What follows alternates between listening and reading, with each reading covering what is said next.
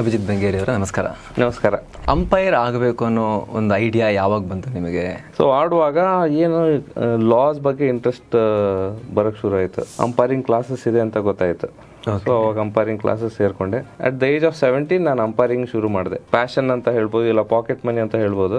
Scoring ಶುರು ಮಾಡಿದ್ವಿ. ಪೂರ್ತಿ ದಿನ ಸ್ಕೋರಿಂಗ್ ಮಾಡಿದರೆ ಒಂದು 40 ಓವರ್ಸ್ ಮ್ಯಾಚ್ ಇರ್ತಾ ಇತ್ತು. 75 ರೂಪೀಸ್ ಸಿಗ್ತಾ ಇತ್ತು ನಮಗೆ. ನನಗೆ ಆ ಟೈಮಲ್ಲಿ ಹೆಲ್ಪ್ ಮಾಡಿದ್ದು DM ರಘು. ಪ್ರೆಸ್ಸಿಗೆಲ್ಲ ಅವ್ನು ಕೊಟ್ಟು ಬರ್ತಾ ಇದ್ದ. ಏನೆಲ್ಲ ಮಾಡಬೇಕು ಒಬ್ಬ ಸಾಮಾನ್ಯ ವ್ಯಕ್ತಿ ಅಂಪೈರ್ ಆಗಬೇಕು ಅನ್ನೋ ಕನಸು ಕಂಡ್ರೆ? ನೀವು ನಂಬ್ತಿರೋ ಇಲ್ಲ, ಇಡೀ ಇಂಡಿಯಾದಲ್ಲಿ 200 ಅಂಪೈರ್ಸು ಇಲ್ಲ BCCI ಪ್ಯಾನಲಲ್ಲಿ. ಇಟ್ ಈಸ್ ಚಾಲೆಂಜಿಂಗ್, ಟಫ್ ಇದೆ. ಅದೇ ಥರ ರಿವಾರ್ಡ್ಸ್ ಚೆನ್ನಾಗಿದೆ. Umpiring is a thankless job ಅಂತ ಹೇಳ್ತಾ ಇದ್ರು. ಈಗ it is no more a thankless job. It is a job where we are accountable. Natural instinct, ನಾನೇ ಪ್ಲೇಯರ್ಗಿಂತ ಜೋರಾಗಿ ನಾನೇ ಅಪೀಲ್ ಮಾಡಿಬಿಟ್ಟೆ. Then after a second I realise no I am not a player, I am an umpire ಅಂತ. Game is not suffering because of a wrong decision. ಪೂರ್ತಿ crowd ಮುಂದೆ ಇಡೀ ಜಗತ್ TV ನೋಡ್ತಾ ಇದ್ದಾರೆ, ಅವ್ರ ಮುಂದೆ ರಾಂಗ್ ಡಿಸಿಷನ್ ಆದಾಗ ಬೇಜಾರಾಗತ್ತೆ. ಅಂಪೈರಿಂಗ್ ಅನ್ನ ಒಂದು ಫುಲ್ ಟೈಮ್ ಕರಿಯರ್ ಆಗಿ ಅದನ್ನ ಚೂಸ್ ಮಾಡೋ ಧೈರ್ಯ ಮಾಡಕ್ ಸಾಧ್ಯ ಇದೆಯಾ? ಸಡನ್ಲಿ ನಾನು ಫುಲ್ ಟೈಮ್ ಮಾಡ್ತೀನಿ ಅಂತಂದ್ರೆ ಸ್ವಲ್ಪ ಫೈನಾನ್ಷಿಯಲಿ ಚಾಲೆಂಜಸ್ ಆಗೋ ಸಾಧ್ಯತೆ ಇದೆ. ಎಡ್ಜ್ ಆದಾಗ ನೀವು TV ನೋಡುವಾಗ ಕ್ಲಿಯರ್ ಎಡ್ಜ್ ಕೇಳಿಸುತ್ತೆ. ಅಂಪೈರು ಏನು ಹಾಕೊಂಡಿರ್ತಾನೆ, ಬಟ್ ನಮ್ಗೆ ಅದು ಸ್ಟಂಪ್ ಮೈಕ್ ಆಕ್ಸೆಸ್ ಇರಲ್ಲ. ತುಂಬಾ ಜನ ಅನ್ಕೊಳ್ತಾರೆ ಏನದು ಕ್ಲಿಯರ್ ಎಡ್ಜ್ ಆಗಿತ್ತು, ಅವ್ನು ಕಿವಿಯಲ್ಲಿ ಹಾಕೊಂಡಿದ್ದ ಆದ್ರೂ ಕೇಳಿಸಿಲ್ಲ ಅವನಿಗೆ ಅಂತ.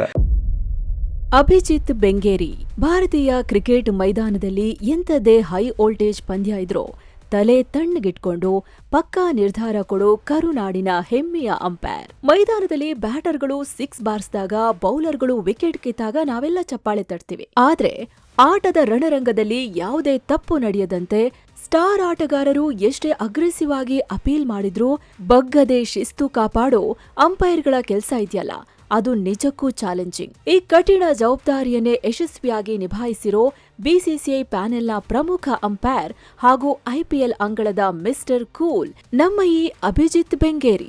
ಗಮನಿಸಿ, ಇವರು ಕೇವಲ ರಣಜಿ, ದುಲೀಪ್ ಟ್ರೋಫಿ ಅಥವಾ ವಿಜಯ್ ಹಜಾರೆಯಂತಹ ಡೊಮೆಸ್ಟಿಕ್ ಟೂರ್ನಿಗಳಿಗೆ ಮಾತ್ರ ಸೀಮಿತವಾಗಿಲ್ಲ. ವಿಶ್ವದ ಅತಿದೊಡ್ಡ T20 ಲೀಗ್ ಆದ IPLನಲ್ಲೂ 2023ರಿಂದ ಕಾಯಂ ಅಂಪೈರ್ ಆಗಿ ಕಾರ್ಯನಿರ್ವಹಿಸುತ್ತಿದ್ದಾರೆ. ಇವರ ಸಾಧನೆಯ ಕಿರೀಟದಲ್ಲಿರೋ ಅತಿ ದೊಡ್ಡ ಗರಿ ಅಂದ್ರೆ 2025-26ರ ಸೀಸನ್ನಲ್ಲಿ ಆಸ್ಟ್ರೇಲಿಯಾದ ವಾಕಾ ಮತ್ತು ಗಾಬಾದಂತಹ ಫಾಸ್ಟ್ ಪಿಚ್ಗಳಲ್ಲಿ ನಡೆದ ಶೆಫೀಲ್ಡ್ ಶೀಲ್ಡ್ ಪಂದ್ಯಗಳಿಗೆ ಅಂಪೈರಿಂಗ್ ಮಾಡಿದ್ದು. ನಿಮ್ಗೊಂದು ವಿಚಾರ ಗೊತ್ತಿರ್ಲಿ, ಆ ಸೀಸನ್ನಲ್ಲಿ BCCIನಿಂದ ICC ಎಕ್ಸ್ಚೇಂಜ್ ಪ್ರೋಗ್ರಾಂಗೆ ಆಯ್ಕೆಯಾದ ಏಕೈಕ ಅಂಪೈರ್ ಅನ್ನೋ ದೊಡ್ಡ ಇತಿಹಾಸ ಇವರ ಹೆಸರಲ್ಲಿದೆ. ಇದುವರೆಗೆ IPL ಸೇರಿದಂತೆ ಬರೋಬ್ಬರಿ 94 T20, 63 ಲಿಸ್ಟ್ ಎ ಹಾಗೂ 35 ಫಸ್ಟ್ ಕ್ಲಾಸ್ ಮ್ಯಾಚ್ಗಳನ್ನ ನಿಭಾಯಿಸಿದ ಬೃಹತ್ ಅನುಭವ ಇವರದ್ದು. ಮೈದಾನದಲ್ಲಿ ಎಷ್ಟೇ ಪ್ರೆಷರ್ ಇದ್ರೂ ಮಾಡರ್ನ್ ಕ್ರಿಕೆಟ್ನ ಕಾಂಪ್ಲೆಕ್ಸ್ ಆಗಿರೋ DRS ಟೆಕ್ನಾಲಜಿಯನ್ನ ಬಹಳ ಸ್ಮಾರ್ಟ್ ಆಗಿ ಯಾವುದೇ ಗೊಂದಲವಿಲ್ಲದೆ ಅಪ್ಲೈ ಮಾಡೋದ್ರಲ್ಲಿ ಇವರು ಎಕ್ಸ್ಪರ್ಟ್. ಅಂದಾಗೆ ಇವರು ಕೇವಲ ಅಂಪೈರ್ ಮಾತ್ರ ಅಲ್ಲ, ಮೂಲತಃ ಹುಬ್ಬಳ್ಳಿಯವರಾದ ಇವರು JJ ಕಾಮರ್ಸ್ ಕಾಲೇಜಿನಲ್ಲಿ ಅರ್ಥಶಾಸ್ತ್ರದಲ್ಲಿ ರೋಲಿಂಗ್ ಶೀಲ್ಡ್ನೊಂದಿಗೆ BCom ಮುಗಿಸಿ ಬಳಿಕ MCom ಕೂಡ ಕಂಪ್ಲೀಟ್ ಮಾಡಿದ್ದಾರೆ. ಜೊತೆಗೆ ಒಂದು ಕಾಲದಲ್ಲಿ ಅಂಡರ್ 14, ಅಂಡರ್ 16 ಮತ್ತು ಅಂಡರ್ 19 ಕ್ರಿಕೆಟ್ ವಿಭಾಗಗಳಲ್ಲಿ ಹಾಗೂ ಟೇಬಲ್ ಟೆನಿಸ್ನಲ್ಲಿ ಕರ್ನಾಟಕವನ್ನ ಪ್ರತಿನಿಧಿಸಿದ ಅಪ್ಪಟ ಕ್ರೀಡಾಪಟು. ತಮ್ಮ ಕಠಿಣ ಪರಿಶ್ರಮ, ಶಿಸ್ತು ಮತ್ತು ಪರ್ಫೆಕ್ಟ್ ಡಿಸಿಷನ್ಗಳ ಮೂಲಕ ಇಂಟರ್ನ್ಯಾಷನಲ್ ಲೆವೆಲ್ಗೆ ಏರುವ ಎಲ್ಲಾ ಭರವಸೆ ಮೂಡಿಸಿರೋ ಮೈದಾನದ ಈ ಕೂಲ್ ಅಂಪೈರ್ ಅಭಿಜಿತ್ ಬೆಂಗೇರಿ ಅವರ ಇಂಟ್ರೆಸ್ಟಿಂಗ್ ಸ್ಟೋರಿಯನ್ನ ಇವತ್ತು ನೋಡೋಣ ಬನ್ನಿ. ಅಭಿಜಿತ್ ಬೆಂಗೇರಿ ಅವರ ನಮಸ್ಕಾರ. ನಮಸ್ಕಾರ. ಹೇಗಿದ್ದೀರಿ? ಚೆನ್ನಾಗಿದೆ, ನೀವು ಹೇಗಿದ್ದೀರಿ? ನಾ ಚೆನ್ನಾಗಿದ್ದೀನಿ. ಜಸ್ಟ್ ಒಂದು ಸೀಸನ್ ಮುಗೀತು, ಈಗ ಎಸ್ IPL ಮುಗೀತು. ಅಂಪೈರ್ ಆಗಬೇಕು ಅನ್ನೋ ಒಂದು ಐಡಿಯಾ ಯಾವಾಗ ಬಂತು ನಿಮಗೆ? ಅದಕ್ಕೆ ಏನು ತಯಾರಿ ಇತ್ತು? ಹೇಗೆ ಆ ಜರ್ನಿ ಹೇಗಿತ್ತು? ನಿಮ್ಮ ಬ್ಯಾಕ್ಗ್ರೌಂಡ್ ಹೇಗೆ ಅಲ್ಲಿಗೆ ಕನೆಕ್ಟ್ ಆಯಿತು? ಓಕೆ, ನಾವು ನಾರ್ಮಲಿ ಯಾರು ಅಂಪೈರ್ ಆಗಬೇಕಂತ ತುಂಬ ಕಡಿಮೆ ಜನ ಆಸೆ ಮಾಡಿ, ಎಲ್ಲರೂ ಆಸೆ ಮಾಡೋದು ನಾವು ಪ್ಲೇಯರ್ ಆಗಬೇಕು, ಆಡಬೇಕಂತ. ಆ ಥರ ನಾನು ಆಡೋಕ್ಕೆ ಶುರು ಮಾಡಿದೆ. ನಾನು ಸ್ವಲ್ಪ ಕರ್ನಾಟಕಕ್ಕೆ ಆಡಿದೆ. ಅಂಡರ್ 14, 16, 19 ಎಲ್ಲ ಆಡಿದೆ. ಯಾವ ಇಯರಲ್ಲಿದ್ದು? ಇದು ಅಂಡರ್ 14, 99 ಆಡಿದೆ. ಓಕೆ. ದೆನ್ 2001, 2003 ಆ ಥರ ಆಡಿದೆ. ಸೊ ಆಡುವಾಗ ಏನು ಲಾಸ್ ಬಗ್ಗೆ ಇಂಟ್ರೆಸ್ಟ್ ಬರೋಕ್ಕೆ ಶುರು ಆಯಿತು. ಸೊ ಅವಾಗ ಹಾಗೆ ನಿಧಾನಕ್ಕೆ ನಾವು ಅಂಡರ್ 16 ಮುಗಿದ ಮೇಲೆ, ನಾನು ಯಾವಾಗ PUC 10th ಸ್ಟ್ಯಾಂಡರ್ಡ್ ಆದಮೇಲೆ ಅವಾಗ ಅಂಪೈರಿಂಗ್ ಕ್ಲಾಸಸ್ ಇದೆ ಅಂತ ಗೊತ್ತಾಯಿತು. ಸೊ ಅವಾಗ ಅಂಪೈರಿಂಗ್ ಕ್ಲಾಸಸ್ ಸೇರಿಕೊಂಡೆ. ಸೊ ಅವಾಗಿಂದನೇ ಅಂಪೈರಿಂಗ್ ಕ್ಲಾಸಸ್ ಇತ್ತು. ಅವಾಗಿಂದ ಇತ್ತು. Under 7 at the age of 17 ನಾನು ಅಂಪೈರಿಂಗ್ ಶುರು ಮಾಡಿದೆ. ಡಿಸ್ಟ್ರಿಕ್ಟ್ ಲೆವೆಲ್, ಝೋನ್ ಲೆವೆಲ್ ಅಂತ ಹೇಳ್ಬೋದು. ಓಕೆ, ಆ ಥರ. ಆಮೇಲೆ ಮುಂದೆ ಹೇಗೆ ಜರ್ನಿ ಅದು ಕನೆಕ್ಟ್ ಆಯಿತು ಅಂತ ಹೇಳಿ? ಈಗ ನೀವು ಡೊಮೆಸ್ಟಿಕ್ ಲೆವೆಲ್ನಲ್ಲಿ IPL ನಂತಹ ತುಂಬ ಕಾಂಪಿಟೇಟಿವ್ ಅಂತಾರಾಷ್ಟ್ರೀಯ ಆಟಗಾರ ಆಡೋ ಟೂರ್ನಿಯಲ್ಲೂ ಕೂಡ ಅಂಪೈರಿಂಗ್ ಮಾಡ್ತಿದ್ದಾರೆ. ಸೊ ಅದೇ ಏಜ್ ಗ್ರೂಪ್ನಲ್ಲಿ ಜಿಲ್ಲಾ ಮಟ್ಟದಲ್ಲಿ ಅಲ್ಲಿಂದ ಜರ್ನಿ ಇಲ್ಲಿವರೆಗೆ ಹೇಗೆ ಬಂತು ಅಂತ?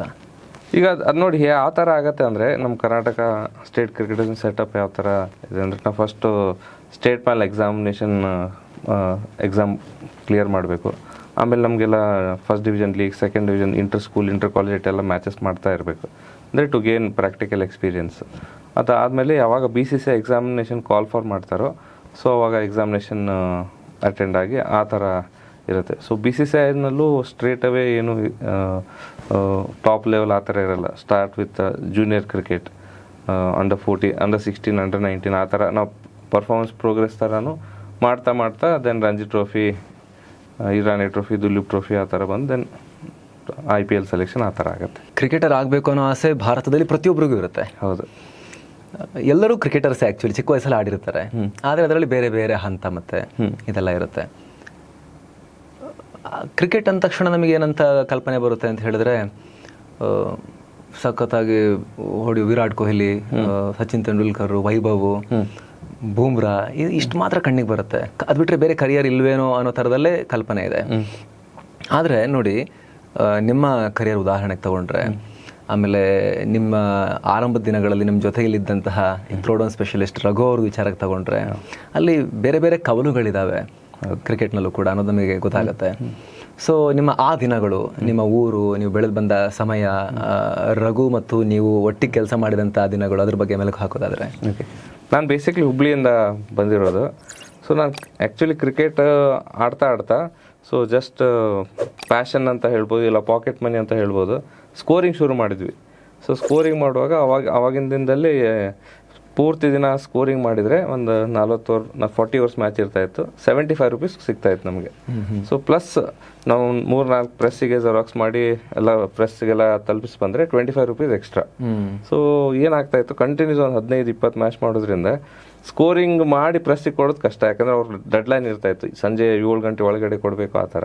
ಸೊ ನನ್ನ ಫ್ರೆಂಡಿಗೆ ನಾನು ರಿಕ್ವೆಸ್ಟ್ ಮಾಡಿದೆ, ನಾನು ಸ್ಕೋರಿಂಗ್ ನಾನು ಮಾಡ್ತೀನಿ, ಪ್ರೆಸ್ಸಿಗೆ ಕೊಡೋದೆಲ್ಲ ನೀನು ನೋಡ್ಕೋಬೋದಾ ಅಂತ. ಈ ಸೈಡ್ ಎಸ್. ಸೊ ನಾವು ಆ ಥರ ದುಡ್ಡು ಶೇರ್ ಮಾಡ್ಕೊಂಡು 75 ರೂಪೀಸ್ ನನಗೆ, 25 ರೂಪೀಸ್ ಆ ಥರ ಪರ್ ಮ್ಯಾಚ್. ಸೊ ಆ ಥರ ನಾವು 15 ಎಲ್ಲ ಮಾಡಿದ್ಮೇಲೆ ಆ ಟೈಮಲ್ಲಿ ನಮ್ಗೆ we thought it's a good amount. So ಆ ಥರ ಬಂದು ನಾವು ವರ್ಕ್ ಮಾಡಿದ್ವಿ. ಸೊ ನನಗೆ ಆ ಟೈಮಲ್ಲಿ ಹೆಲ್ಪ್ ಮಾಡಿದ್ದು DM ರಘು, ಪ್ರೆಸ್ಸಿಗೆಲ್ಲ ಅವ್ನು ಕೊಟ್ಟು ಬರ್ತಾಯಿದ್ದ. ಸೊ ಆ ಥರ ನಾವೆಲ್ಲ ಪ್ಯಾಷನ್ ಆ ಥರ ಶುರು ಮಾಡಿದ್ವಿ. ದೆನ್ ಅಂಪೈರಿಂಗ್ ಇಂಟ್ರೆಸ್ಟ್ ಮೊದಲಿಂದನೇ ಇತ್ತು. ಸೊ ಎಕ್ಸಾಮಿನೇಷನ್ ಸ್ಟಾರ್ಟ್ ಮಾಡಿ ಎಕ್ಸಾಮ್ ಪಾಸ್ 2003 ನಾನು KSA ಪ್ಯಾನಲ್ ಎಕ್ಸಾಮ್ಸ್ ಪಾಸ್ ಮಾಡಿದೆ. ಸೊ ಅಲ್ಲಿಂದ ಜರ್ನಿ ಶುರು ಆಯಿತು. 2011 BCCI ಪ್ಯಾನಲ್ ಅಂಪೈರ್ ಆಗಿ ಅಲ್ಲಿಂದ ಅಂಪೈರಿಂಗ್ ಮಾಡ್ತಾಯಿದ್ದೀನಿ ಬೋರ್ಡ್ ಪ್ಯಾನಲಲ್ಲಿ. ಅಂಪೈರ್ ಆಗಬೇಕು ಅಂತ ಹೇಳಿದ್ರೆ ಎಕ್ಸಾಮ್ ಎಲ್ಲ ಕಷ್ಟ ಇರುತ್ತಾ? ತಯಾರಿ ಹೇಗಿರಬೇಕು? ಏನೆಲ್ಲ ಮಾಡಬೇಕು ಒಬ್ಬ ಸಾಮಾನ್ಯ ವ್ಯಕ್ತಿ ಅಂಪೈರ್ ಆಗಬೇಕು ಅನ್ನೋ ಕನಸು ಕಂಡ್ರೆ? ಅಂಪೈರಿಂಗ್ ಅಂದರೆ ಈಗ ನೀವು ಸಪೋಸ್ ಯಾರೋ ಎನಿ ಇಂಡಿವಿಜುವಲ್ ಸ್ಟ್ರೇಟ್ ಅವೇ ನಾವು ಅಂಪೈರಿಂಗ್ ಶುರು ಮಾಡಬೇಕಂದ್ರೆ ಅಲ್ಲಿ ಕನ್ಸರ್ನ್ಡ್ ಝೋನ್ ಆಫೀಸ್ ಇರುತ್ತೆ. ಅಂದರೆ ಕರ್ನಾಟಕ ಸ್ಟೇಟ್ ಕ್ರಿಕೆಟ್ ಈಗ ಒಂದು ಝೋನ್ ಆಫೀಸ್ ಇರುತ್ತೆ, ಅಲ್ಲೋಗಿ ಅಪ್ರೋಚ್ ಮಾಡಿ ಯಾವಾಗ ಎಕ್ಸಾಮ್ ಬರುತ್ತೆ ಸ್ಟೇಟ್ ಲೆವೆಲ್ ಎಕ್ಸಾಮ್ ತೊಗೊಳ್ಬೇಕು. ದೆನ್ BCCI ಎಕ್ಸಾಮ್ಸ್ ಯಾವಾಗ ಬರುತ್ತೆ ಅದನ್ನ ಎಕ್ಸಾಮ್ ಬರೀಬೇಕು. ಸ್ವಲ್ಪ ಕಷ್ಟ ಇರುತ್ತೆ, ಈಸಿ ಅಂತಿಲ್ಲ, ಯಾಕಂದರೆ ವೈವಾ, ಪ್ರಾಕ್ಟಿಕಲ್ಸು, ಥಿಯರಿ ಮತ್ತು ವಿಡಿಯೋ ಎಲ್ಲ ಸ್ವಲ್ಪ ಒಳ್ಳೆ ಗ್ರೈಂಡಿಂಗ್ ಅದು. ಅಂದರೆ ನೀವು ನಂಬ್ತಿರೋ ಇಲ್ಲ, ಇಡೀ ಇಂಡಿಯಾದಲ್ಲಿ 200 ಅಂಪೈರ್ಸು ಇಲ್ಲ BCCI ಪ್ಯಾನಲಲ್ಲಿ, 200ಗಿಂತ ಕಡಿಮೆ ಜನ ಇದ್ದೀವಿ ಇವಾಗಲೂ ಕೂಡ. So it is challenging, tough ಇದೆ. ಅದೇ ಥರ ರಿವಾರ್ಡ್ಸ್ ಚೆನ್ನಾಗಿದೆ ಆ ಥರ ಹೇಳ್ಬೋದು. ಅಂದರೆ ಮುಂಚೆ ನೀವೆಲ್ಲ ಹೇಳ್ಬೋದು umpiring is a thankless job ಅಂತ ಹೇಳ್ತಾ ಇದ್ರು. ಈಗ it is no more a thankless job, it is a job where we are accountable. ತುಂಬ ಇಂಟಿಗ್ರಲ್ ಪಾರ್ಟ್ ಆಫ್ ಕ್ರಿಕೆಟಿಂಗ್ ಇವಾಗ. ಕರೆಕ್ಟ್. ಸೊ ನಾವು ನಮ್ಮ ಪರ್ಫಾರ್ಮೆನ್ಸ್ ಆಗಲಿ ಎಲ್ಲ ಅದಕ್ಕೆ ಅನಾಲಿಸಿಸ್ ಎಲ್ಲ ಆಗುತ್ತೆ ಈ ಥರ ನಾವು ಬಂದಾಗ. ಸೊ ಸೇಮ್ ಲೈಕ್ ಪ್ಲೇಯರ್ಸ್ ನಮ್ಮದು ಪರ್ಫಾರ್ಮೆನ್ಸ್ ಜಡ್ಜ್ ಆಗುತ್ತೆ. ಅಂಪೈರಿಂಗ್ ಅಂತ ಬಂದಾಗ ನಿಮ್ಮ ಪ್ರಕಾರ ವೆರಿ ಇಂಪಾರ್ಟೆಂಟ್ ಏನು? ರೂಲ್ಸ್ಗಳನ್ನು ನೆನ್ಪಿಟ್ಕೊಳ್ಳೋದಾ ಅಥವಾ ಪ್ರೆಸೆನ್ಸ್ ಆಫ್ ಮೈಂಡಾ? ಆ ಕ್ಷಣದಲ್ಲಿ ಅದನ್ನು ಅಟೆನ್ಷನ್ನ? ನೋಡಿ, ಒಳ್ಳೆ ಕ್ವಶನ್ ಇದು. ಈಗ ಬೇಸಿಕ್ಲಿ ನಾವೆಲ್ಲ ಮಾತಾಡ್ತೀವಿ ನಾಲೆಜ್ ಇರಬೇಕು, laws. What is knowledge? Abundance of common sense is knowledge. So rules ಗೊತ್ತಿರಬೇಕಿರೋದು ಒಂದು, that is very important. But application of the rules ಅಂತ ಏನು ಹೇಳ್ತೇವೆ ನಾವು, ಅದು how to apply the essence of the rule, essence of the law ಅಂತ ನಾವೇನು ಹೇಳ್ತೀವಿ ಅದು ಅಪ್ಲೈ ಮಾಡೋದು ತುಂಬ ಇಂಪಾರ್ಟೆಂಟ್. ಅದು that is where umpire is important ಫೀಲ್ಡಲ್ಲಿ. ಈಗ ನಮ್ಗೆ ಗೊತ್ತಿದೆ, ಈಗ ನಾವು ಯಾವ ಥರ ರೂಲ್ ಏನಿದೆ ಅಂತ ನಮ್ಗೆ ಗೊತ್ತಿದೆ, ಬಟ್ ಯಾವ ಸಿಚುವೇಶನ್ಗೆ ಯಾವ ಥರ ರೂಲ್ ಅಪ್ಲೈ ಮಾಡಬೇಕು ವಿತ್ ದ ನಾವು whether it is contributing the spirit of the game ಅನ್ನೋದು ನೋಡಬೇಕು. Smooth conduct of the game ತುಂಬ ಇಂಪಾರ್ಟೆಂಟ್. ಬರೀ ಅಂಪೈರಿಂಗ್ ಅಂದರೆ ಡಿಸಿಷನ್ ಮೇಕಿಂಗ್ ಅಷ್ಟೇ ಅಲ್ಲ, ನಾವು ಮ್ಯಾಚ್ ಮ್ಯಾನೇಜ್ಮೆಂಟ್ ಯಾವ ಥರ ಮಾಡ್ತೀವಿ, ಪೇಸ್ ಆಫ್ ಪ್ಲೇ ಅಂತ ಇರುತ್ತೆ, ಆ ಥರ ಹೋಗಿ ಮಾಡ್ತೀವಿ. ಪ್ಲೇಯರ್ ಅಂಪೈರ್ ರಿಲೇಷನ್ ಯಾವ ಥರ ಮೇಂಟೈನ್ ಮಾಡ್ತೀವಿ. ಸೊ ಇದೆಲ್ಲ ಆಸ್ಪೆಕ್ಟ್ಸು ವೆರಿ ಇಂಪಾರ್ಟೆಂಟ್ ಅಂಪೈರಿಂಗಲ್ಲಿ. ಫಸ್ಟ್ ಟೈಮ್ ಅಂಪೈರ್ ಆಗಿ ನೀವು ಇಳಿದಾಗ ಏನು ಅನಿಸ್ತು ಅಂತ? ಈಗ ಫಸ್ಟಿಗೆ ನೀವು ಜಿಲ್ಲಾ ಮಟ್ಟದಲ್ಲೆಲ್ಲ ನೀವು ಮಾಡಿದ್ರಿ, ಆಮೇಲೆ IPL ಅಲ್ಲೂ ಕೂಡ ಮಾಡಿದ್ರಿ, ತುಂಬ ಕಾಂಪಿಟೇಟಿವ್. ಆಸ್ಟ್ರೇಲಿಯಾದಲ್ಲೂ ಕೂಡ ಹೋಗಿ ನೀವು ಶೆಫೀಲ್ಡ್ ಶೀಲ್ಡಲ್ಲೆಲ್ಲ ಅಂಪೈರಿಂಗ್ ಮಾಡಿದ್ರಿ. ಏನೋ ಡಿಫ್ರೆನ್ಸ್ ಇರುತ್ತಾ ಜಿಲ್ಲಾ ಮಟ್ಟದಲ್ಲಿ ಫಸ್ಟ್ ಟೈಮ್ ಇಳಿದಾಗ? ಯಾರೊಬ್ಬ ಆಟಗಾರಂಗೆ ಔಟ್ ಅಂತ ಕೊಡೋ ಟೈಮ್ನಲ್ಲಿ ಸ್ವಲ್ಪ ಗೊಂದಲ, ಕನ್ಫ್ಯೂಷನ್ ಅಥವಾ ಸ್ವಲ್ಪ ಡೌಟ್ಫುಲ್ ಆಗಿದ್ದಾಗಲೂ ಕೂಡ ಅಪೀಲ್ ತುಂಬ ಆಗಿರುತ್ತೆ, ನಿಮಗೂ ಔಟ್ ಇರ್ಬೋದು ಅಂತ ಅನಿಸಿರುತ್ತೆ, ಬೆರಳೆತ್ತಬೇಕು. ಆ ಫೀಲಿಂಗ್ ಜಿಲ್ಲಾ ಮಟ್ಟಕ್ಕೂ IPLಗೂ ಆಸ್ಟ್ರೇಲಿಯಾದಲ್ಲಿ ಮಾಡ್ತಿರೋ ಅಂಪೈರಿಂಗೂ 3 ಸೀನ್ನ ಫಸ್ಟ್ ಟೈಮ್ ಔಟ್ ಕೊಡೋದು ಸೇಮ್ ಅನ್ಸುತ್ತಾ? ಡಿಫ್ರೆನ್ಸ್ ಇರುತ್ತಾ ಪ್ರೆಷರ್ನಲ್ಲಿ? ಫಸ್ಟ್ ಟೈಮ್ ಮಾಡಿದಾಗ ಸ್ವಲ್ಪ ಡಿಫ್ರೆಂಟ್ ಇತ್ತು. ಯಾಕಂದರೆ ನಾನು ಆ್ಯಸ್ ಅ ಪ್ಲೇಯರ್ ನಾವು ಡೈಲಿ ಆಡ್ತಾ ಇದ್ವಿ, ಬರೀ ಕ್ರಿಕೆಟ್ ಆಡಿ ಸಡನ್ಲಿ ಫಸ್ಟ್ ಅಂಪೈರಿಂಗ್, ನಾವು ಇಂಟರ್ ಸ್ಕೂಲ್ ಮ್ಯಾಚ್ ಒಂದು ಅಂಪೈರಿಂಗ್ ಮಾಡಿದೆ ಹುಬ್ಳಿಯಲ್ಲಿ. ಅವಾಗ first time as an umpire, but mind set ಎಲ್ಲ ಇನ್ನೂ ಪ್ಲೇಯರ್ ಥರನೇ ಇದೆ. ಸೊ ಅವಾಗ ಏನಾಯಿತು ಇನ್ಸಿಡೆಂಟ್ ಅಂದ್ರೆ, ಕರೆಕ್ಟಾಗಿ ಬಾಲು ಪ್ಯಾಡಿಗೆ ಹೊಡಿತು. ಸೊ ನಂದದು ನ್ಯಾಚುರಲ್ ಇನ್ಸ್ಟಿಂಕ್ಟ್, ನಾನೇ ಪ್ಲೇಯರ್ಗಿಂತ ಜೋರಾಗಿ ನಾನೇ ಅಪೀಲ್ ಮಾಡಿಬಿಟ್ಟೆ. Then for after a second I realise no I am not a player, I am an umpire ಅಂತ. ಮತ್ತು ನಾನೇ ಜೋರಾಗಿ ನಾಟ್ ಔಟ್ ಅಂತ ಹೇಳಿದೆ. So that was the first thing. ಈಗ ಕಮಿಂಗ್ ಟು BCCI ಮ್ಯಾಚ್, ಈಗ IPL ಎಲ್ಲ ಅದೆಲ್ಲ ಏನು ಓವರ್ ದ ಇಯರ್ಸ್ ನಮ್ಗೆ ಗೊತ್ತಿದೆ, we have to focus on the ball ಅಂತ, ಆ ಥರ ಎಲ್ಲ. ಈಗ ಎಕ್ಸಾಂಪಲ್ ಆಸ್ಟ್ರೇಲಿಯಾದ ಬಗ್ಗೆ ಕೇಳಿದಾಗ ಅಲ್ಲಿ ಕಂಡೀಷನ್ಸ್ ಬೇರೆ ಇರುತ್ತೆ, ಪ್ಲೇಯರ್ಸ್ ಬೇರೆ ಥರ ಇರ್ತಾರೆ. ಸೊ ಆ ಥರ ಬೇರೆ ಔಟ್ಸೈಡ್ ಚಾಲೆಂಜ್ ಇರುತ್ತೆ. ಬಟ್ ಬೆರಳೆತ್ತುವಾಗೆಲ್ಲ ನಮ್ಗೆ ಆ ಥರ, ಯಾಕಂದರೆ it is come in the process. ನಾವು ಔಟ್ ಕೊಡುವಾಗ ಬ್ಯಾಟ್ಸ್ಮನ್ ಯಾರು ಅಂತ ನೋಡಲ್ಲ, ನಾಟ್ ಔಟ್ ಹೇಳುವಾಗ ಬೌಲರ್ ಯಾರು ಅಂತ ನೋಡಲ್ಲ. ಸೊ ನಮಗದು ನಮ್ಗೆ ಅನಿಸುತ್ತೆ ಆ ಟೈಮಲ್ಲಿ, what all information we collect, ಆ ಥರ. ಕೆಲವೊಂದು ಟೆನ್ಸ್ ಮ್ಯಾಚಸಲ್ಲಿ, ತುಂಬ ಕ್ರೂಷಿಯಲ್ ಮ್ಯಾಚಸಲ್ಲಿ, ಇವಾಗ DRS ಇದ್ರೂ ಕೂಡ ಅಂಪೈರ್ ಡಿಸಿಷನ್ ಸ್ಟಿಲ್ ಮ್ಯಾಟರ್ಸ್. ಯಾಕಂದರೆ ಒಂದು ರಾಂಗ್ ಅಪೀಲ್, ಅಂಪೈರ್ಸ್ ಕಾಲ್ ಥರ ಏನಾದ್ರು ಆಗೋದು, ಈ ಥರದ್ದೆಲ್ಲ ಇದ್ದೇ ಇರುತ್ತೆ.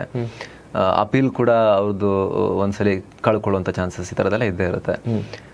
ಸೊ ಅಂಥ ಟೈಮ್ನಲ್ಲಿ ತುಂಬ ಇಂಪಾರ್ಟೆಂಟ್ ಯಾವುದೋ ಮ್ಯಾಚ್, ಅದೊಂಥರ ಕ್ವಾಲಿಫೈಯರ್, ಫೈನಲ್ ಏನೋ ಇರುತ್ತೆ, ಎಲ್ಲ ಸುತ್ತುವರೆದು ಅಪೀಲ್ ಮಾಡ್ತಿರ್ತಾರೆ. ಕೊಹ್ಲಿ ಅಂತವರು ಕೂಡ ಮುಂದೆ ನಿಂತ್ಕೊಂಡು ಅಂಪೈರ್ ಔಟ್ ಅಂತಿರ್ತಾರೆ. ಆ ಟೈಮ್ನಲ್ಲಿ ಏನಾದ್ರು ಸೈಕಲಾಜಿಕಲ್ ಪ್ರೆಷರ್ ಕ್ರಿಯೇಟ್ ಆಗುತ್ತಾ, ಅಥವಾ ಡಸಂಟ್ ಮ್ಯಾಟರ್, ಅಂದರೆ ಆಟಗಾರನ ನೋಡಬೇಡಿ, ನೀವು ಜಸ್ಟ್ ಮ್ಯಾಚನ್ನು ನೋಡಿ ಅನ್ನೋ ಥರ ನಿಮ್ಮ ಮೈಂಡ್ ಸೆಟ್ ಆಗಿರುತ್ತಾ? ಈಗ ನೋಡಿ, ನೀವು ಹೇಳಿದ್ರೆ ಒಂದು ಇಂಪಾರ್ಟೆಂಟ್ ಮ್ಯಾಚ್, ಕ್ರೂಷಿಯಲ್ ಮ್ಯಾಚ್ ಅಂತ, ಆ್ಯಸ್ ಅನ್ ಅಂಪೈರ್ ನಮ್ಗೆ ನಮಗೆ ಯಾವುದು ಆ ಥರ ಎಕ್ಸ್ಟ್ರಾರ್ಡಿನರಿ ಕ್ರೂಷಿಯಲ್ ಅನ್ಸಲ್ಲ. ಆಟಗಾರರಿಗೆ ಮಾತ್ರ ಅದು ನಮ್ಗೆ ಬರೀ ನೋಡೋರಿಗೆ, ಆಟಗಾರರಿಗೆ ಅದು ನಾಕ್ಔಟ್ ಮ್ಯಾಚ್ ಇರ್ಬೋದು, ಕ್ವಾಲಿಫೈರ್ ಇರ್ಬೋದು, ನಮಗೆಲ್ಲ ಒಂದು ಮ್ಯಾಚ್ ಎಲ್ಲ ಒಂದೇ ಥರ. ಸೊ ನೀವು DRS ಬಗ್ಗೆ ಮಾತಾಡಿದಾಗ, ಈಗ ತುಂಬ ಜನ ಕೇಳಿದ್ರು DRS ವರಾನ ಶಾಪನ ಅಂತ. ಸೊ ನಾನು ಹೇಳೋದು, ನಾವು ಟೆಕ್ನಾಲಜಿ ಜೊತೆ ಬೆಳೀತಾ ಇದ್ದೇವೆ ಈಗ. So DRS ವರಾನೆ. ಈಗ ಫಾರ್ ಎಕ್ಸಾಂಪಲ್ ನಾನು ಸರಿ ಡಿಸಿಷನ್ ಕೊಟ್ಟರೆ, ಪ್ಲೇಯರ್ಸ್ ಚಾಲೆಂಜ್ ಮಾಡಿ DRS ನನ್ನ ಪರವಾಗಿ ಸರಿ ಅಂತಂದರೆ, ಸೊ ಪ್ಲೇಯರ್ಸ್ಗೂ ಗೊತ್ತಾಗುತ್ತೆ, ನಾನು ಖುಷಿಯಾಗಿರ್ತೀನಿ, ಎಲ್ಲ ಮೂವ್ ಆಗುತ್ತೆ. ಇನ್ ಕೇಸ್ ನನ್ನ ಡಿಸಿಷನ್ ತಪ್ಪಾಗಿದ್ರೆ, ಸೊ ನಂದು ರಾಂಗ್ ಡಿಸಿಷನಿಂದ ಗೇಮ್ಗೇನು ಲಾಸ್ ಆಗಲ್ಲ. Game is not suffering because of a wrong decision. So ಆ ಥರ ನಾವು ಇಂಪ್ಯಾಕ್ಟ್ ನೋಡಿದರೆ game is a winner. So DRS is a welcome thing for umpires. So ಅಂಪೈರ್ಗಳಿಗೆ ಈಗ ಎಕ್ಸ್ಟ್ರಾ ಟೆನ್ಷನ್ ಏನೂ ಇಲ್ಲ DRS ಇಂದ, ಯಾಕಂದರೆ ತುಂಬ ವಿಮರ್ಶೆ ಆಗುತ್ತೆ ನನ್ನ ಕಾಲ್ ಅನ್ನೋದು, ಮುಂಚಿನ ಥರ ಅಲ್ಲ ಅಂಥೇಳಿ. ಈಗ ನೋಡಿ, ನಮ್ದು ಅಂಪೈರಿಂಗ್ ಸ್ಟೈಲು ಏನೂ ಚೇಂಜ್ ಆಗಿಲ್ಲ. DRS ಬರೋ ಮುಂಚೆನೂ ಯಾವ ಥರ ಇತ್ತು, DRS ಬಂದಾಗಲೂ ಆ ಥರ ಇದೆ. ಈಗ ಓಕೆ, ಒಂದ್ಸಲ ಮುಜುಗರ ಆಗತ್ತೆ, ಪೂರ್ತಿ ಕ್ರೌಡ್ ಮುಂದೆ ಇಡೀ ಜಗತ್ TV ನೋಡ್ತಾ ಇದ್ದಾರೆ, ಅವ್ರ ಮುಂದೆ ರಾಂಗ್ ಡಿಸಿಷನ್ ಆದಾಗ ಬೇಜಾರಾಗತ್ತೆ. ಬಟ್ ನಮ್ಮ ಅಂಪೈರಿಂಗ್ ಸ್ಟೈಲು DRS ಅಲ್ಲಿ ಏನೂ ಚೇಂಜ್ ಆಗಲ್ಲ. ನಾನೇ ಹೇಳ್ದಂಗೆ DRS is helping umpires to correct wrong decisions ಏನು. ಸೊ ಗೇಮಿಗೇನು ಇಂಪ್ಯಾಕ್ಟ್ ಆಗದಾರ್ದಂಗೆ ಇರೋ ಥರ ಗೇಮ್ ನಡೀತಾ ಇದೆ. ಅಂಪೈರ್ಸ್ ಕಾಲಲ್ಲಿ ಸಿಕ್ಕಾಪಟ್ಟೆ ಕಾಂಪ್ಲೆಕ್ಸ್ ಥಿಂಗ್ಸ್ ಇದೆ. ನಾವು ತುಂಬ ಡೀಪಾಗಿ ಹೋಗಿಲ್ಲ ಅಂದ್ರೂ ಕೂಡ ಬೇಸಿಕ್ ಆಗಿ ತುಂಬ ಜನಕ್ಕೆ ಅಪೀಲ್ ಮಾಡಿರ್ತಾರೆ, ಅಲ್ಲಿ ತಾಗದಂಗೆ ಕಾಣಿಸ್ತಿರುತ್ತೆ, ಬಟ್ ಅಂಪೈರ್ಸ್ ಕಾಲ್ ಅಂತ ಕೊಟ್ಟಿರೋದಿಲ್ಲ. ಈ ಥರದ್ದೆಲ್ಲ ಆಗ್ತಿರುತ್ತಲ್ಲ, ಸಿಂಪಲ್ ಆಗಿ ಅರ್ಥ ಮಾಡಿಸ್ಬೇಕು ಅಂದರೆ ಜನಕ್ಕೆ, what is umpires call? Okay, basically ಏನು ಅಂದರೆ, ಅಂಪೈರ್ಗೆ ಇರೋದು 2 ಕಣ್ಣು. ಟೆಕ್ನಾಲಜಿ ಒಂದು 36 ಕ್ಯಾಮ್ರಾಸ್ ಇರುತ್ತೆ. ಟೆಕ್ನಾಲಜಿದು ಈಗ ನಾವು ಹೇಳ್ಬೋದು ಎಷ್ಟೊಂದು ಟೂಲ್ಸ್ ಇದೆ ಟೆಕ್ನಾಲಜಿದು, ಬಾಲ್ ಟ್ರ್ಯಾಕಿಂಗ್ ಅಂತ ಹೇಳ್ಬೋದು, ಬೇರೆ ಬೇರೆ ಥರದ್ದು ಟೂಲ್ಸ್. ಸೊ ಅವರು ಹೇಳ್ತಾರೆ they are not 100% sure in some cases, especially ball ಟ್ರ್ಯಾಕಿಂಗಲ್ಲಿ ಟೆಕ್ನಾಲಜಿ 100% ಗ್ಯಾರಂಟಿ ಅಲ್ಲ ಅಂತ ಹೇಳಿ, ಗ್ಯಾರಂಟಿ ಇಲ್ಲ ಅಂತ. ಸಮ್ಟೈಮ್ಸ್ ಸ್ವಲ್ಪ ಹತ್ತಿರದಲ್ಲಿದ್ದಾಗ ಎಸ್, ಯಾಕಂದರೆ ಮೇ ಬಿ ಇಂಪ್ಯಾಕ್ಟ್ ಅಂತ, ಈಗ ನಾವು ಬಾಲ್ ಟ್ರ್ಯಾಕಿಂಗ್ ಅಲ್ಲಿ ಮಾತಾಡೋ 3 ಇರುತ್ತೆ, pitching, impact and hitting, missing ಅಂತ. ಈಗ ಇಷ್ಟು with technology, with the bounce, pitch, ಇದರಲ್ಲಿ ಎಷ್ಟು distance to travel, angle of the ball, trajectory, ಅದೆಲ್ಲ ನೋಡಿದಾಗ ಎಷ್ಟೋ ಸರಿ close less than 50% of the ball hitting the stumps ಅವ್ರ ಆ ಥರ ಇದ್ದಾಗ ಎಲ್ಲ ಇಂಪ್ಯಾಕ್ಟ್ ಇರುವಾಗ the technology will not say it's 100% hitting or it's 100% missing. ಆ ಥರ ಇರುವಾಗ ಆ ಕಾನ್ಸೆಪ್ಟ್ ಇನ್ನೂ ಇಟ್ಕೊಂಡಿದ್ದಾರೆ ಅಂಪೈರ್ಸ್ ಕಾಲ್ ಅಂತ. ಅಂದರೆ ಆನ್ ಫೀಲ್ಡ್ ಅಂಪೈರ್ದು ಡಿಸಿಷನ್ ರೆಸ್ಪೆಕ್ಟ್ ಮಾಡಬಹುದು ಕಾರಣಕ್ಕೋಸ್ಕರ. ನೀವು ಡೊಮೆಸ್ಟಿಕ್ ಕ್ರಿಕೆಟ್ನಲ್ಲಿ ತುಂಬ ದೊಡ್ಡ ಪ್ರಮಾಣದಲ್ಲಿ ಅಂಪೈರಿಂಗ್ ಮಾಡಿದಿರಿ, ಮಾಡ್ತಾನೆ ಇದ್ದೀರಿ. ನೀವು ಅಂತಾರಾಷ್ಟ್ರೀಯ ಕ್ರಿಕೆಟನ್ನು ಕೂಡ ನೋಡ್ತಾ ಇದ್ದೀರಿ. ಸೊ ಇಂಥ ಟೈಮ್ನಲ್ಲಿ ನಿಮಗೆ ನಮ್ಮ ಇಂಡಿಯಾ ಡೊಮೆಸ್ಟಿಕ್ ಕ್ರಿಕೆಟ್ ಇಂಟರ್ನ್ಯಾಷನಲ್ ಸ್ಟ್ಯಾಂಡರ್ಡ್ಸಿಗೆ ಕಂಪೇರ್ ಮಾಡಿದ್ರೆ, ನೀವು ಆಸ್ಟ್ರೇಲಿಯಾದಲ್ಲೂ ಕೂಡ ಅಂಪೈರಿಂಗ್ ಮಾಡಿರೋದ್ರಿಂದ ಅಲ್ಲಿನ ಥರ ಎಲ್ಲ ಅಷ್ಟೇ ಕಾಂಪಿಟೇಟಿವ ನಮ್ಮ ಡೊಮೆಸ್ಟಿಕ್ ಕ್ರಿಕೆಟು? ಯಾಕಂದರೆ ಇದು ನಮ್ಮ ಭವಿಷ್ಯದ ಸೂಪರ್ ಸ್ಟಾರ್ಗಳನ್ನು ಕ್ರಿಯೇಟ್ ಮಾಡೋ ವೇದಿಕೆ ಡೊಮೆಸ್ಟಿಕ್ ಕ್ರಿಕೆಟ್. ಅಷ್ಟೇ ಕಾಂಪಿಟೇಟಿವ್, ಅದೇ ಸ್ಟ್ಯಾಂಡರ್ಡ್ಸಲ್ಲಿ ಇದೆಯಾ ಅಥವಾ ಹೇಗೆ ಓವರ್ ದ ಪೀರಿಯಡ್ ಇಂಪ್ರೂವ್ ಆಗಿದೆಯಾ, ಇನ್ನೂ ಏನಾರು ಆಗೋದು ಬಾಕಿ ಇದೆ ಅಂತ ಅನಿಸುತ್ತಾ? ಏನು ಅನಿಸುತ್ತೆ ನಿಮಗೆ ಆಟಗಾರರ ಒಂದು ಕಾಂಪಿಟೇಟಿವ್ನೆಸ್? ಈಗ ನೋಡಿ, BCCI ತುಂಬ time, interest and energy invest ಮಾಡ್ತಾ ಇದೆ, ಎಸ್ಪೆಷಲಿ ಡೊಮೆಸ್ಟಿಕ್ ಕ್ರಿಕೆಟಲ್ಲಿ. ಸೊ ನಮ್ಮ ಫ್ಯೂಚರ್ ಆಫ್ ಕ್ರಿಕೆಟ್ ಅಂತ ನಾವೇನು ಹೇಳ್ಬೋದು, the crux are the cream of cricket ಅಂತ ಏನು ಹೇಳ್ಬೋದು, ಡೊಮೆಸ್ಟಿಕ್ ಕ್ರಿಕೆಟ್. ಇನ್ನು ನೀವು ನೋಡ್ಬೋದು, ಜೂನಿಯರ್ ಕ್ರಿಕೆಟ್ ಇರ್ಬೋದು, ರಂಜಿ ಟ್ರೋಫಿ ಇರ್ಬೋದು. ನಮ್ಮದು ರಂಜಿ ಟ್ರೋಫಿ ತುಂಬ ಕಾಂಪಿಟೇಟಿವ್ ಲೆವೆಲಲ್ಲಿದೆ. ಈಗ ನಾನು ಶೆಫೀಲ್ಡ್ ಶೀಲ್ಡು ಮಾಡಿದ್ರಿಂದ ಕಂಪೇರ್ ಮಾಡಿ ನೋಡಿದರೆ ನಮ್ಮದು ಕಾಂಪಿಟೇಟಿವ್ನೆಸ್ ಜಾಸ್ತಿ ಇದೆ. ಯಾಕಂದರೆ ನೀವು ರೆಡ್ ಬಾಲ್ ಕ್ರಿಕೆಟ್ ಇಂಡಿಯಾದಲ್ಲಿ, ನೀವು ರಂಜಿ ಟ್ರೋಫಿ, ನಾವು ಡೊಮೆಸ್ಟಿಕ್ ಕ್ರಿಕೆಟ್ ನೀವು ಫಾಲೋ ಮಾಡಿದರೆ ನೀವು ನೋಡ್ಬೋದು ಎಷ್ಟೊಂದು ಪರ್ಫಾರ್ಮೆನ್ಸ್ ಬರ್ತಾ ಇದೆ. ಈಗ ಫಾರ್ ಎಕ್ಸಾಂಪಲ್ ಈಸಿ ನೀವು ಮ್ಯಾಚಸ್ ನೋಡ್ತೀರಾ, ಈಗ 1 ಡೇ ಇಂಟರ್ನ್ಯಾಷನಲ್ T20 ಮ್ಯಾಚಸ್ ಅಲ್ಲೆಲ್ಲ ಒಂದು ಟೀಮ್ 300 ರನ್ ಹೊಡೆಯುತ್ತೆ, ಒಂದು ಟೀಮ್ 320 ಹೊಡೆಯುತ್ತೆ. ಬಟ್ ರಂಜಿ ಟ್ರೋಫಿಯಲ್ಲಿ ಆ ಥರ ಇರೋಲ್ಲ. ಪಿಚ್ ಚಾಲೆಂಜಿಂಗ್ ಇರುತ್ತೆ, ಬ್ಯಾಟ್ಸ್ಮನ್ ಕಷ್ಟಪಟ್ಟು ಆಡ್ತಾರೆ, ಪಿಚ್ ಟರ್ನಿಂಗ್ ಪಿಚಸ್ ಇರುತ್ತೆ. ಸೊ ಈಗ ಯಾವ ಪ್ಲೇಯರ್ಸು ನಮ್ಮ ಇಂಡಿಯನ್ ಡೊಮೆಸ್ಟಿಕ್ಕಿಂದ ಮೇಲೆ ಬರ್ತಾ ಇದ್ದಾರೋ, ಒಳ್ಳೆ ಗ್ರೈಂಡ್ ಆಗಿ ತುಂಬ ಕಷ್ಟಪಟ್ಟು ಎಲ್ಲ ಸಿಚುವೇಶನ್ಸ್ ಫೇಸ್ ಮಾಡಿ ಬರ್ತಾ ಇದ್ದಾರೆ. ಈಗ ಯಾಕಂದರೆ ನಮ್ದು ಜಾಗ್ರಫಿಕಲ್ ಸೆಟಪ್ ಯಾವ ಥರ ಇದೆ ಅಂದರೆ, ನಾರ್ತಲ್ಲಿ ವೆದರ್ ಕಂಡೀಷನ್ಸ್ ಥರ ಬೇರೆ ಇದೆ, ಅಲ್ಲಿ ಜಾಸ್ತಿ ಸ್ವಿಂಗ್ ಆಗೋ ಥರ. ಈಗ ನೀವು ವೆಸ್ಟಿಗೆ ಹೋದರೆ ರೆಡ್ ಸಾಯಿಲ್ ಪಿಚಸ್, ಅಲ್ಲಿ ನಿಮ್ಗೆ ಟರ್ನ್ ಬೌನ್ಸ್ ಒಳ್ಳೆ ಸಿಗುತ್ತೆ. ನೀವು ಈಸ್ಟಲ್ಲಿ ಹೋದರೆ ನೀವು ಬ್ಲ್ಯಾಕ್ ಸಾಯಿಲ್, ಸೊ ಬಾಲ್ ಸ್ವಲ್ಪ ಕೆಳಗಡೆ ಇರೋ ಚಾನ್ಸಸ್ ಜಾಸ್ತಿ. ನೀವು ಸೌತ್ ಬಂದರೆ ನೀವು ನೋಡ್ಬೋದು. ಅದಕ್ಕೆ ನೀವು ಫಾರ್ ನೋಡಿದರೆ ಒಳ್ಳೆ ಬ್ಯಾಟ್ಸ್ಮನ್, ನೀವು ಓವರ್ ದ ಪೀರಿಯಡ್ ಆಫ್ 2 ಡಿಕೆಟ್ಸ್ ನೋಡಿದರೆ ಸೌತ್ ಮತ್ತು ವೆಸ್ಟಿಂದ ಜಾಸ್ತಿ ಒಳ್ಳೆ ಬ್ಯಾಟ್ಸ್ಮನ್ ಬರ್ತಾರೆ, who can play spin better ಅಂತ. ಸೊ ಈ ಥರ ನಮ್ಮ ರಂಜಿ ಟ್ರೋಫಿ ಸೆಟಪ್ ಎಲ್ಲ ವೆರಿ ಕಾಂಪಿಟೇಟಿವ್ ಆಗಿದೆ. ಸೊ ನಮ್ಮದು definitely the cream of cricket is domestic cricket. Just ಅಲ್ಲಿ ನೀವು ರೆಡ್ ಬಾಲ್ ಅಂತ ಹೇಳಿದಾಗ ನನಗೊಂದು ಪ್ರಶ್ನೆ ಬಂತು. What is the logic behind ball colours? ಈಗ ODIಯಲ್ಲಿ ವೈಟ್ ಬಾಲು, ಟೆಸ್ಟಲ್ಲಿ ರೆಡ್ ಬಾಲ್, ಈಗ ಪಿಂಕ್ ಬಾಲ್ ಎಲ್ಲ ಎಕ್ಸ್ಪೆರಿಮೆಂಟ್ ಆಗ್ತಾ ಇದೆಯಲ್ಲ, ಏನದು ಟೆಸ್ಟಲ್ಲಿ ರೆಡ್ ಬಾಲ್ ಅಂದರೆ ವೈಟ್ ಬಾಲ್ಗಿಂತ ಕಮ್ಮಿ ವಿಸಿಬಿಲಿಟಿ ಇರುತ್ತಾ, ಹೇಗೆ ಅದು ಏನು ಅಂತ? ಈಗ ನೋಡಿ, red ball is the conventional traditional game ಶುರು ಆಗಿದ್ದು ರೆಡ್ ಬಾಲಿಂದ, ಲೆದರ್ ಬಾಲಿಂದ. ಈಗ ನಾವು ಕ್ರಿಕೆಟ್ ಶುರು ಆಗಿದ್ದು ವೈಟ್ ಡ್ರೆಸ್ಸಿಂದ ಪ್ಲೇಯರ್ಸ್ ಹಾಕಬೇಕು, ರೆಡ್ ಬಾಲ್ ಅಂತ. So these are the traditions of the game. ಈಗ ವೈಟ್ ಬಾಲಿಗೆ ಸ್ವಲ್ಪ ಫಾರ್ ವಿಸಿಬಿಲಿಟಿ ಪರ್ಪಸ್, ಯಾಕಂದರೆ ಡೇ ನೈಟ್ ಮ್ಯಾಚಸ್ ಶುರು ಆಯಿತು ಅಂಡರ್ ಲೈಟ್ಸ್. ಸೊ ಅವಾಗ ಅನ್ನಿಸ್ತು ಡಿಸಿಷನ್ ಮೇಕರ್ಸಿಗೆ white ball is better visible ಅಂತ. ಸೊ ಅದು ತೊಗೊಂಡು ಬಂದರು. ಆಮೇಲೆ ಈಗ ನೀವು ರೈಟ್ಲಿ ಹೇಳಿದಂಗೆ ಪಿಂಕ್ ಬಾಲ್ ಅಂದರೆ it's a mix of tradition as well as new thing. So ಅದಕ್ಕೆ ಪಿಂಕ್ ಬಾಲ್ ತೊಗೊಂಬಂದ್ರೆ, ಯಾಕಂದ್ರೆ ಅಂಡರ್ ಲೈಟ್ಸು ವಿಸಿಬಿಲಿಟಿ ಕಾಣಲಿ ಅಂತ. ಸೊ ಚಾಲೆಂಜಸ್ ಇದೆ ಅದರದ್ದೆಲ್ಲ. ನೀವು ನೋಡ್ತಾ ಇದ್ದಾರೆ ಅವರು ಬೇರೆ ಕಂಟ್ರಿಯಲ್ಲಿ ಒಂದೊಂದು ಬೇರೆ ಬೇರೆ ಕಲರ್ ಬಾಲ್ದ ಇಂಟ್ರೊಡ್ಯೂಸ್ ಮಾಡ್ತಾ ಇದ್ದಾರೆ. ಬಟ್ ಓವರಾಲ್ ಮೇನ್ ಅಂದರೆ ವ್ಯೂವರ್ಶಿಪ್ ಗೆ ಜಾಸ್ತಿ ತೊಗೊಂಡು ಬರೋದು, ಜನರಿಗೆ ಕ್ರಿಕೆಟ್ ಮೋರ್ ಇಂಟ್ರೆಸ್ಟಿಂಗ್ ಮಾಡೋದು ಉದ್ದೇಶದಿಂದ ಇವೆಲ್ಲ ಮಾಡ್ತಾ ಇದ್ದಾರೆ. ಓಕೆ, ಅಂಪೈರಿಂಗನ್ನು ಒಂದು ಫುಲ್ ಟೈಮ್ ಕರಿಯರ್ ಆಗಿ ಅದನ್ನು ಚೂಸ್ ಮಾಡೋ ಧೈರ್ಯ ಮಾಡೋಕ್ಕೆ ಸಾಧ್ಯ ಇದೆಯಾ? ಅದನ್ನು ಒಂದು ಪೂರ್ಣ ಪ್ರಮಾಣದ ಕರಿಯರ್, ನಾನು ಫುಲ್ ಟೈಮ್ ಪ್ರೊಫೆಷ್ನಲ್ ಅಂಪೈರ್ ಅಂಥೇಳಿ ಆ ಕಾನ್ಫಿಡೆನ್ಸ್ ಇವತ್ತು ಯಾರಾದರೂ ಕೂಡ ಯೋಚನೆ ಮಾಡೋರಿಗೆ ಕೊಡೋ ಥರ ಭಾರತದ ಕ್ರಿಕೆಟ್ ಇದೆ ಅಂತ ಅನ್ಸುತ್ತೆ ನಿಮಗೆ? ಈಗ ನೋಡಿ, ಆಸ್ ಅನ್ ಅಂಪೈರ್ ನಾನು ತುಂಬ ಜನ ನನಗೆ ಕೇಳಿದ್ದಾರೆ ಈ ಕ್ವಶನ್. ಈಗ ನಾವು ಯಾವ ಸ್ಟೇಜಲ್ಲಿ ನಾವು ಅಂಪೈರಿಂಗ್ ಮಾಡ್ತಾ ಇರೋದು ತುಂಬ ಇಂಪಾರ್ಟೆಂಟ್. ಈಗ ನಾವು ಫಾರ್ ಎಕ್ಸಾಂಪಲ್ ನಾನು ಸ್ಟೇಟ್ ಪ್ಯಾನಲ್ ಅಂಪೈರ್ ಇದ್ದರೆ ನಂದು ಸಜೆಷನ್ನು ನಿಮ್ಮದು ಒಂದು ಜಾಬ್ ಇರಲೇಬೇಕು. So cricket should be a passion only, umpiring should be a passion. ಈಗ ನೀವು ಯಾವಾಗ ಈ ಪ್ಯಾಷನನ್ನು ಪ್ರೊಫೆಷನ್ ಆಗಿ ತೊಗೊಳ್ಬೇಕು ಅಂತಂದರೆ ಯು ಶುಡ್ ಅಟ್ಲೀಸ್ಟ್ ನಾನು ಹೇಳೋದು ಮಿನಿಮಮ್ ನೀವು ರೆಗ್ಯುಲರ್ ಆಗಿ IPL ಮಾಡ್ತಾ ಇರಬೇಕು. ಸೊ ಇಲ್ಲಾಂದ್ರೆ ನೀವು ಮುಂದೆ international panel, ICC panel, national international ಅಲ್ಲಿ ಹೋದಾಗ ನೀವು ಒಂದು ಡಿಸೈಡ್ ಮಾಡ್ಬೋದು. ಅಲ್ಲಿವರೆಗೆ ನೀವು ಸಡನ್ಲಿ ನಾನು ಫುಲ್ ಟೈಮ್ ಮಾಡ್ತೀನಿ ಅಂತಂದರೆ ಸ್ವಲ್ಪ ಫೈನಾನ್ಷಿಯಲಿ ಚಾಲೆಂಜಸ್ ಆಗೋ ಸಾಧ್ಯತೆ ಇದೆ. ಓಕೆ, ಅಂದರೆ ನ್ಯಾಷನಲ್ ಇಂಟರ್ನ್ಯಾಷನಲ್ ಲೆವೆಲಿಗೆ ಹೋದಾಗ ಕೇವಲ ಕ್ರಿಕೆಟರ್ಸ್ ಮಾತ್ರ ಅಲ್ಲ, ಅಲ್ಲಿ ಕ್ರಿಕೆಟ್ನ ಕೋರ್ ಎಲಿಮೆಂಟ್ ಆಗಿರುವಂಥ ಎಲ್ಲ ಸಿಬ್ಬಂದಿಗೂ ಇನ್ಕ್ಲೂಡಿಂಗ್ ಅಂಪೈರ್ಸ್ ಅವರು ಕಂಫರ್ಟಬಲ್ ಆಗಿರ್ಬೋದು. ಹೌದು ಹೌದು, ನೀವು ಎಷ್ಟು ಮೇಲೆ ಬೆಳೀತಾ ಹೋಗ್ತೀರಿ ಅಷ್ಟು ರಿವಾರ್ಡ್ಸು ಇದೆ, ಅಷ್ಟು ಚಾಲೆಂಜಸ್ಸು ಇದೆ, ಅಷ್ಟು ಪರ್ಫಾರ್ಮೆನ್ಸ್ ಅಸೆಸ್ಮೆಂಟ್ಸು ಆ ಥರ ಇರುತ್ತೆ. ಈಗ ಅಂಪೈರ್ ಆಗಿರೋಕ್ಕೆ ಫಿಟ್ನೆಸ್ ಅಂತ ಇಂಪಾರ್ಟೆಂಟ್, ಎಸ್ಪೆಷಲಿ ಯಾಕಂದರೆ ಕಂಟಿನ್ಯೂಸ್ ಒಂದು ಕಡೆ ನಿಂತ್ಕೊಳ್ಬೇಕಾಗತ್ತೆ, ಮೆಂಟಲಿನೂ ತುಂಬ ಫೋಕಸ್ ಮಾಡಬೇಕಾಗತ್ತೆ, ಹೌದು ನೋಡಬೇಕಾಗತ್ತೆ. ಅದಕ್ಕೆ ಹೇಗೆ, ಅದಕ್ಕೆ ತಯಾರಿ ಹೇಗೆ? ಯಾಕಂದರೆ ಮತ್ತು ಇನ್ನೊಂದು ನಾನು ನೋಡಿರೋದೇನು ಅಂತ ಹೇಳಿದ್ರೆ, ನೀವು ರಿಲೇಟಿವ್ಲಿ ಉಳಿದ ಅಂಪೈರ್ಗಳಿಗೆ ಕಂಪೇರ್ ಮಾಡಿದ್ರೆ ಹೆಂಗಿದ್ದೀರಾ? ಕೆಲವರು ಇನ್ನೂ ಏಜ್ ಆಗಿರೋ ಅಂಪೈರ್ಸ್ ಇರ್ತಾರೆ, ಇಡೀ ದಿನ ಟೆಸ್ಟಲ್ಲೆಲ್ಲ ನಿಂತ್ಕೊಂಡು ಅಂಪೈರಿಂಗ್ ಮಾಡ್ತಿರ್ತಾರೆ. ಫಿಟ್ನೆಸ್ ಚಾಲೆಂಜಸ್ ಏನು, ಪ್ರಿಪರೇಷನ್ ಹೇಗಿರಬೇಕು, both physically and mentally? Yes, very interesting question ಇದು. ನೋಡಿ, ಈಗ ನಾವು ಪ್ಲೇಯರ್ಸ್ ಫಿಟ್ನೆಸ್ ಅಂತ ಮಾತಾಡಿದಾಗ ಎಲ್ಲರದ್ದು ತಲೆಯಲ್ಲಿ ಬರೋದು ಫಿಸಿಕಲ್ ಫಿಟ್ನೆಸ್ ಮಾತ್ರ. ಅವನು ಲೀನ್ ಆಗಿರಬೇಕು, ಒಂದು ಫಿಸಿಕಲ್ ಅಜಿಲಿಟಿ ಫಾಸ್ಟ್ ಆಗಿರಬೇಕು, ಕರೆಕ್ಟ್. ಬಟ್ ನಾವು ಆ್ಯಸ್ ಅನ್ ಅಂಪೈರ್ ನಾವು ಎಕ್ಸಾಕ್ಟ್ಲಿ ಪ್ಲೇಯರ್ ಫಿಟ್ನೆಸ್ ಲೆವೆಲ್ಗೆ ಮ್ಯಾಚ್ ಮಾಡ್ಬೇಕಂತ ಇಲ್ಲ. ಯಾಕಂದ್ರೆ ಪ್ಲೇಯರ್ಸ್ ಮೂವ್ಮೆಂಟ್ ಎಲ್ಲ ಡೈನಾಮಿಕ್ ಇರುತ್ತೆ, ಅಂಪೈರ್ಸ್ ಆ ಥರ ಎಕ್ಸ್ಪ್ಲೋಸಿವ್ ಮೂವ್ಮೆಂಟ್ಸ್ ಬೇಕಾಗಿರುತ್ತೆ. ಬಟ್ ಅಂಪೈರ್ಸ್ ನಿಂತ್ಕೋಬೇಕಲ್ಲ ಹೋಲ್ ಡೇ ಒಂದು ಜಾಗದಲ್ಲಿ. ಕರೆಕ್ಟ್. ಸೊ ಆವಾಗ ನಾವು ನಾರ್ಮಲ್ ರೂಟೀನ್ಸ್ ನಾವು ಏನು ಮಾಡ್ತೀವಿ, ನಾವು ಯೋಗ ಇರ್ಬೋದು, ನಾವು ಕಾರ್ಡಿಯೋ, ಸ್ವಲ್ಪ ವೇಟ್ ಟ್ರೈನಿಂಗ್ ಅದೆಲ್ಲ ಮಾಡ್ತೀವಿ. ಮೇನ್ ಇಂಪಾರ್ಟೆಂಟ್ ನೀವು ಹೇಳ್ದಂಗೆ mental fitness is very important, or mental toughness if I have to say. ಯಾಕೆ ಅಂತಂದರೆ ನೀವು ಪೂರ್ತಿ ದಿನ ನಿಂತ್ಕೋಬೇಕು. Cricket is a very emotional game. ನೀವು ಮೇಲೆ ಕೆಳಗಾಗತ್ತೆ. ಈಗ ನೀವು ಹೇಳಿದಂಗೆ DRS ಇದೆ. ಸೊ ಆನ್ ಅ ಡೇ ನಾವು ಫಸ್ಟ್ ಟೆಸ್ಟ್ ಮ್ಯಾಚ್ ಎಕ್ಸಾಂಪಲ್, ಈಗ ಒಂದು ಅಂಪೈರ್ ನಿಂತಿದ್ದಾನೆ, ಫಸ್ಟ್ ಸೆಷನಲ್ಲಿ 2 ಡಿಸಿಷನ್, ಒಂದು ಓವರ್ ಟರ್ನ್ ಆಯಿತು.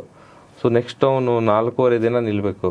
With what mindset? ಆ ಮೆಂಟಲ್ ಟಫ್ನೆಸ್, ಆ ಮೆಂಟಲ್ ಪ್ರಿಪ್ರೇಷನ್ ಎಲ್ಲ ತುಂಬ ಇಂಪಾರ್ಟೆಂಟ್.